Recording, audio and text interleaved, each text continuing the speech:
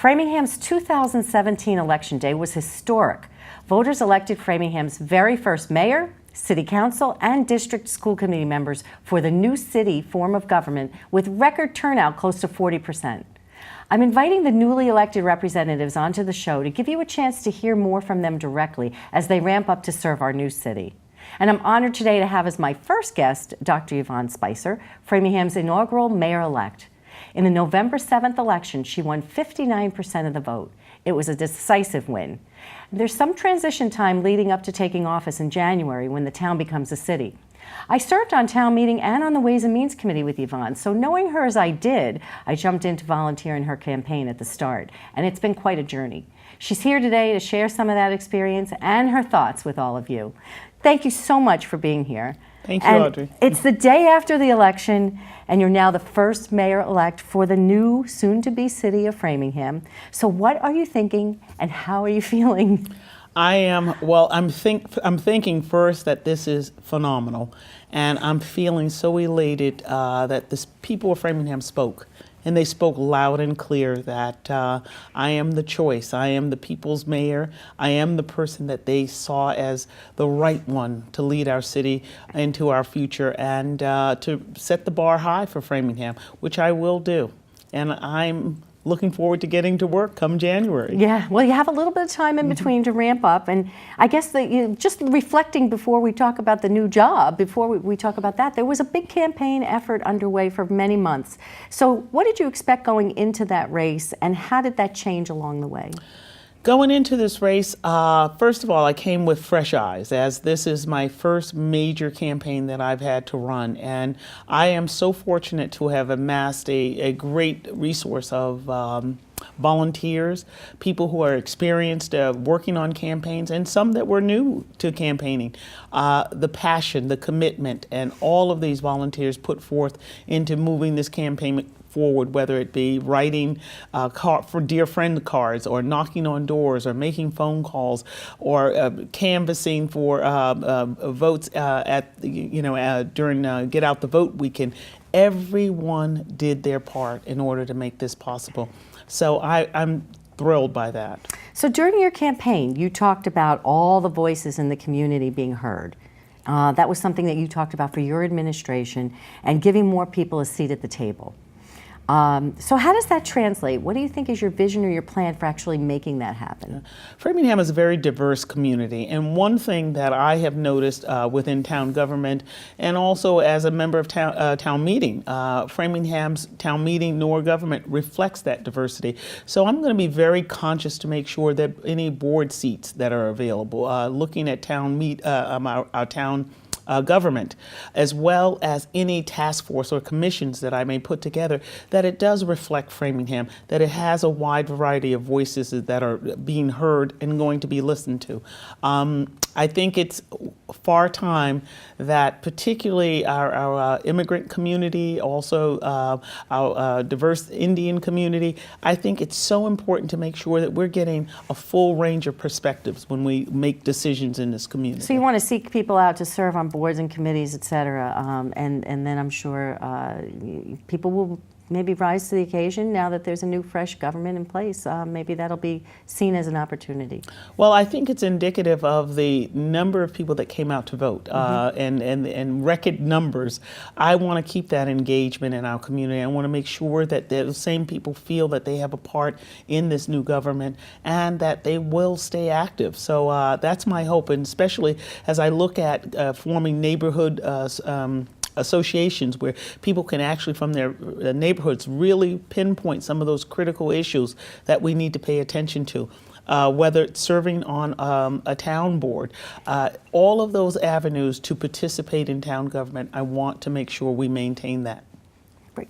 So when you have your first few days in office and your first few months, you're actually going to have the town manager still on board. So How will you work with him? Is that going to? How do you envision that happening? Well, the one thing during this campaign, I've made a point of actually meeting all of our town administrators, including our town manager, and I find him to be a delightful man who is very thoughtful. He's done a great job for Framingham, and I see this as a really good opportunity for us to collaborate, look at some of the good things he's put into place, things that he wanted to work on, and that I can actually move some of those agendas forward, but also contribute some ideas that I have about something innovative and different that might be able to happen in this community. So I look forward to working with him as we both get a chance to move our community forward into a city. Mm-hmm. And the superintendent, you've met the superintendent, but you'll have a new relationship with the superintendent. You'll be ex officio member of the school committee. But you have, with your extensive education background and in working with the superintendent, I would think that, there's, with the challenges that Framingham has with the underperforming schools, that you might be able to do more than just sit on the school committee as an ex officio member. Absolutely. As you mentioned, I do have an extensive background in education, and I know that the superintendent would be welcome to ideas and experiences I've had, especially from this job that I've been in for the last 12 years as it relates to STEAM education, science, technology, engineering, arts, and math. I feel like I bring a lot of expertise there, and I think he'll welcome that. He certainly has indicated that he would, and it'll be a wonderful working relationship. And I think from the community standpoint, having a good sense of education is an advantage because I do understand that a good portion of our funding in a town's city's budget will be for education. So having a good sense about how it gets spent is an asset for our community. Mm-hmm. So do you think that that the superintendent has any plans for big strategic changes in the district, or is it too soon to tell? I think for the most part it's probably looking closely at our underperforming schools and really creating a strategic plan how to address some of those challenges. I think he will certainly have his plate full with thinking about rebuilding our middle schools and thinking ahead of the curve, I think, in terms of needing to add more school buildings. So these are things that we'll be working on probably together, and that's a lot on the plate for the upcoming year. It is, and the dollars behind it are always of concern. So, and that's something that you'll have to make some big decisions about. Yes, absolutely. Yeah. What about working with other mayors of contiguous communities? I'm sure that they'll be reaching out and now looking at working closely with another mayor, as a new mayor in Framingham. But yet there's competition between communities as well as an opportunity to collaborate. How do you approach something like that? Well, for starters, during this campaign, I've actually reached out to other mayors or former mayors to get advice, to talk to them about their respective communities. Some of them are similar in size to Framingham. And also those that are currently in positions of mayors, they've reached out to me and offered their suggestions and help in any way they can. So especially here in the Metro West area, I think it's so important for us to collaborate because there's ways to extend our abilities both as two different cities or towns in between. How do we work better together? And I think that is some of the critical things that I would be looking forward to, and to learn from their pitfalls too. Sometimes you don't have to reinvent the wheel. You can look at what someone else has done and learn from that experience and actually build upon that. So. Right. You'll be competing, though, too, because everybody wants the companies to headquarter in their communities, and so there'll be competition. Will they go to Marlborough? Will they go to Waltham? Will they go to Framingham? And competition is very healthy for us, too, but we also have to rise to the occasion as a community to demonstrate that we can service the business industry in a way that is inviting, that is productive, and also that we're building partnerships and relationships with businesses. So I think, I'm up for the challenge. And you've talked about some of the businesses that you want to reach out to and some of the creative new collar jobs, I think, that I've heard you mention, that you want to bring to the community. Is that an exciting avenue for you to pursue? Definitely, because one of the things that we are fortunate in Framingham, we have some larger businesses and some companies that are headquartered in our community. We have some smaller businesses and medium-sized businesses. I see us being able to be that hub of new innovative startup businesses, the incubator businesses, or the scale-up ones that could be anchored, particularly in some areas of Framingham that are somewhat underserved, such as the downtown. I see that as a real great potential to anchor downtown and some of the smaller businesses and retail shops downtown if we had companies that relocated here and were able to anchor downtown in a way that people are spending money in the community, they're frequenting the restaurants, they're seeing it as a destination to go after work rather than someplace that you just come drive through and keep moving. So that's part of my vision for Framingham and downtown Framingham in particular, is to make it a destination where people are enjoying dining, enjoying evenings out, and it's a vibrant, thriving area. So that's a big goal, and it's one that I see it is very doable. Yeah. And I think that, with some movement underway, that there might be some momentum there. So yes. That's a good thing to catch on to and to move ahead. How will you approach the transition between now and January? Yeah.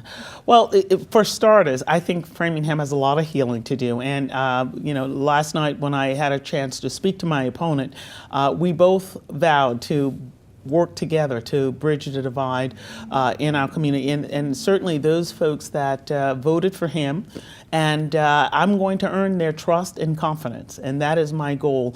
And we will work closely because we're not two separate Framinghams, those that wanted to be a city, those that wanted to be a town. We're one Framingham, one community that we can grow together. And I think everyone has this community's best interest at heart, no matter what side of the spectrum you were on.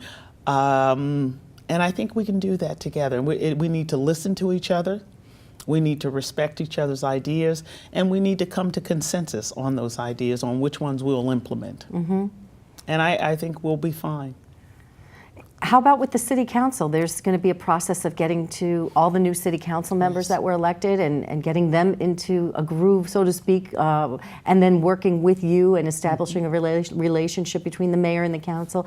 What do you envision for that? I think that's another pivotal relationship because each one of these council members have a fiduciary responsibility to their constituents in their respective districts, but also a responsibility to the community at whole. They have to be accountable to the community at whole. And regardless of what side of the mayoral race you were on, when we're in a room together making decisions and planning and strategically looking at Framingham, we're doing this together for the good of Framingham. So I'm going to invite people to check their egos at the door, and let's come in this room and make good decisions that benefit the community of Framingham. Regardless of personality or differences, we need to be making good decisions based on sound reasoning and decisions that benefit and grow this community in a way that we've never seen before. So I'll be looking forward to working with all of our council members. Okay. How about the legislative delegation? You've got Carmine Gentile, Jack Lewis, Chris Walsh, and Senator Spilka, who you can work with on bigger picture legislative issues for Framingham. Anything at the top of your mind? Well, right at the top of my list is economic development and transportation. I know that is an ongoing challenge for us in our community, and I would welcome those opportunities to work with our legislative team in order to move the needle on some of these agenda items. Okay.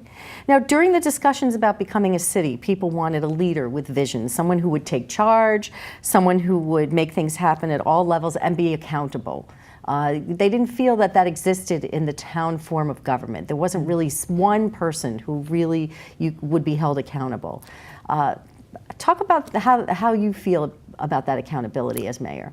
Well, as mayor, I think the accountability stops with the mayor, which is something that I'm accustomed to because I've been in a leadership position for the last 20 years. And so I do have accountability to, not only the board of trustees and our overseers, but also the community that I serve. And so, and as the way I look at being mayor, my number one priority is the community, and also making sure that the department heads that I get to work with, the council members as well, that I have some good concrete ownership of some of the tasks that they're working on, but we're also very transparent with the community. And being transparent is making sure that the community knows what are those things we're working on, who's going to be responsible for them, and what is going to be the timeline they're going to get done in, and how do we report back to the community, whether it be in the larger community or the respective districts where there may be some real critical issues that affect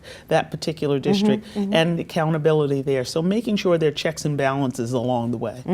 So good communications is going to be key Absolutely. for that. What can you say about what the administration should be thinking? All the people who work for the town right now, what do you think they're thinking, or what can you tell them about what it's going to be like working in Framingham in the jobs they've been in all along, but now in a whole new structure with you at the helm under your leadership as mayor? Well, that's once again goes back to one of the reasons I've had a chance to meet with all of the department heads and get a perspective of their role and their jobs, and also what they're expecting in their mayor. But I feel very confident Framingham has a great team of people that already work in our municipal government. And I look forward to working with all of them and maybe being able to align our goals with our strategic plan within the community, but also looking at ways that we can improve, that we can get better, because I always believe that there's an opportunity to grow, in any situation. And that's what I'll be doing. And as far as the department chairs, meeting with them on an ongoing basis, that we're communicating very well. And that way we have a better sense of what's happening in each one of the departments and working very closely together. So keeping people aligned, maybe, how do you plan to make sure that everyone understands how their role plays a part in the overall picture, the overall goals for the community? Well, as an ongoing thing that I feel very comfortable doing, and certainly have done in all of my leadership roles, is bringing people together to be able to see how are we fitting our different departments together, how are we working collaboratively together, are we sharing resources, are we duplicating efforts, because those are the other things that I want to make sure that we are using every dollar and getting the most out of every dollar we spend in our town government, but also making sure that people get a sense of where we fit in the role of the community, where the community is seeing us as departments, and being able to be responsive to those needs, whether it be communicating in a timely manner of issues or problems, or knowing that who to call if we have a particular issue. Right. Those are those kinds of services that we want to make sure that we're doing fine. I mean, there are certain departments that it's a little more it's easier to have a clear-cut idea who do you contact for them. In some other departments, that may not be the case. I also think it's so important that we understand how the benefits, what we've done in the past, what can we do in the future in those goals, and how they get addressed as we move forward in the community. Now, people are asking if under a new city that means that their taxes are going to go up or other taxes going to go down. What does this mean to them financially? What are the implications of becoming a city? Any thoughts on that? Well, as I said, when I think about Framingham, and our taxes is an indication of our levy, and also how we grow our market value. That's critically important. The more we can attract new businesses and grow our market value, the better it is for our community. We have a lot more latitude in our taxes. Not to say that will dramatically lower taxes, but I'd say the more businesses that we have it has an opportunity to modulate taxes. Okay. Now, I mean, we could talk for hours, and I'll have to have you back to continue the conversation, but in the remaining time that we have, I'm wondering if you can just say, this particular election, the very first mayoral campaign and election, is likely to be preserved in great detail with the Framingham History Center. How do you think that story should read so that future generations can capture its essence? Wow, what a great question. I would say never set limits, believe. And if anything that this race has taught me, I'm a newcomer to politics. And I certainly didn't have the resources that are typically available or raised in a campaign. This was totally grassroots and very organic with the community. But I also benefited from knowing that the community was ready for change. If we're going to have this transition to a city. We want a fresh start. We want a new voice. We want a person that we believe and trust can get the job done. And that's one of the things that I think I brought to this campaign. So, and for me personally, it is a natural next step for me. I've built my life around stepping out on faith, stepping out of the comfort zone.